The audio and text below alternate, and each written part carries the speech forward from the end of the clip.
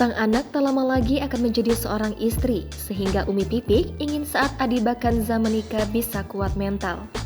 Terlebih, Adiba Kanza harus melayani sang suami dengan sepenuh hati. Sehingga, menurut Umi Pipik, persiapan mental menjadi salah satu hal yang utama sebelum menjalani rumah tangga. Seperti diketahui, Adiba Kanza akan dipersunting kekasihnya Egy Maulana Fikri. Egy Maulana Fikri adalah pesepak bola tanah air.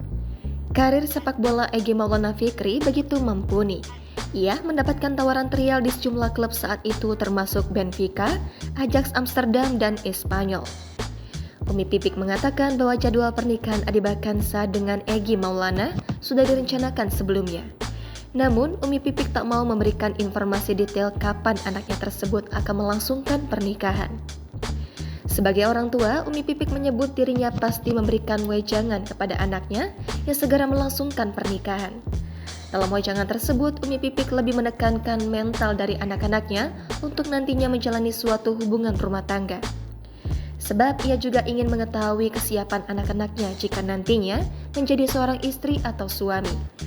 Istri almarhum Ustadz Jeffrey Al-Bukhari itu pun menjelaskan bahwa pernikahan merupakan ibadah yang panjang. Sehingga Umi Pipik berharap mental dari anaknya tersebut kuat dalam menjalani rumah tangga nantinya. Jangan lupa subscribe, share, komen, dan like ya!